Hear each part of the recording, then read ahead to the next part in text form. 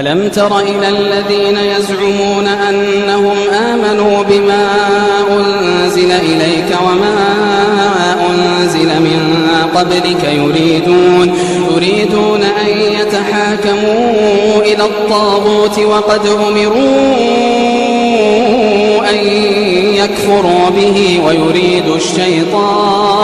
ويريد الشيطان أن يضلهم ضلالا بعيدا. وإذا قيل لهم تعالوا إلى ما أنزل الله وإلى الرسول وإذا قيل لهم تعالوا إلى ما أنزل الله وإلى الرسول رأيت المنافقين يصدون عنك صدودا. فكيف إذا أصابتهم مصيبة بما قدمت أيديهم ثم جاءوك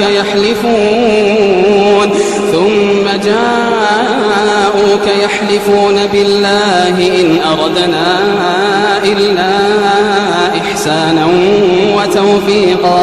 أولئك الذين يعلم الله ما في قلوبهم فأعرض عنهم وعظهم وقل لهم في أنفسهم قولا بليغا. وما أرسلنا من رسول إلا ليطاع بإذن الله ولو أنهم إذ ظلموا أنفسهم جاءوك فاستغفروا الله واستغفر لهم الرسول لوجدوا الله توابا رحيما. فلا وربك لا يؤمنون حتى يحكموك فيما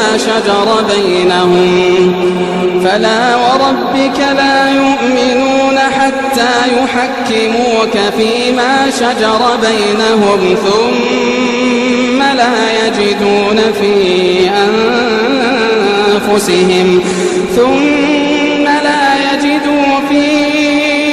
أنفسهم حرجا مما قضيت ويسلموا تسليما. ولو أنا كتبنا عليهم أن اقتلوا أنفسكم أو اخرجوا من دياركم ما فعلوه إلا قليل منهم. ولو أنهم فعلوا ما يوعظون به لكان خيرا لهم وأشد تثبيتا. وإذا لآتيناهم من لدنا أجرا عظيما ولهديناهم صراطا مستقيما.